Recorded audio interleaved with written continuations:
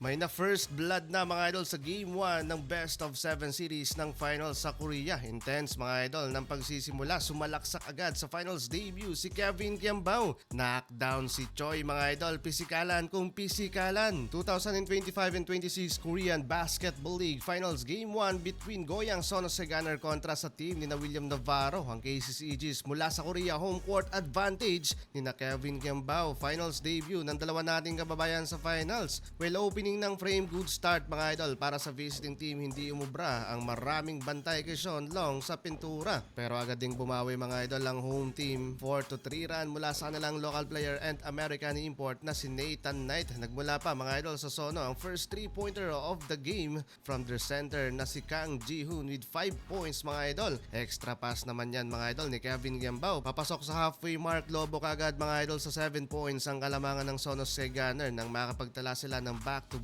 3-pointer. Yun nga lang, pagkapasok sa 3 minutes mark, anyari sa home team, nagkasunod-sunod ang kanilang naitalang errors and turnovers na siya namang nakapitalize ng KCC Aegis, kaya baba sa 1 point ang lamang ng Sky Gunner. Pero magandang pangitain mga idol from their local player and captain na si Lee Junyoung. Napapa-take over bago magtapos ang first quarter with the back-to-back 3-pointer again. 18-17 in favor sa Goyang sa pagtatapos ng first quarter. Pasok tayo mga idol sa second quarter. Still struggle si Kevin Kiambao sa opensa na may only 1 assist sa stat sheets. Alat mga idol ni Kabayan, 0 of 3 mula sa field at 2 mintes nga dyan nagmula sa outside shooting. 4-3 run mga idol. Ang panimulang opensa ng KCC Aegis para makaabante at maitabla mga idol sa 21 ang talaan sa scoring. Hanggang sa makapag-draw pa ng foul ang former NBA player and perfect 2 of 2 free throw pa. Muling nakalamang mga idol ang bisita. From almost 15 minutes playing time ni Kevin Kiambao sa pagsisimula ng laban, nakapagpahinga na din si Kabayan pero so far bagsak ang kanyang efficiency rate, pero hindi rin nagtagal sa bench si KQ at agad ding ibinalik ng kanilang head coach. Laki ng tiwala sa ating pambato. And finally, bago magtapos ang first half, naitala din ni Kevin Kiambao ang kanyang first basket. Pinabayaang bukas ba naman ang ating pambato sa low post. Sumalaksak si Kiambao,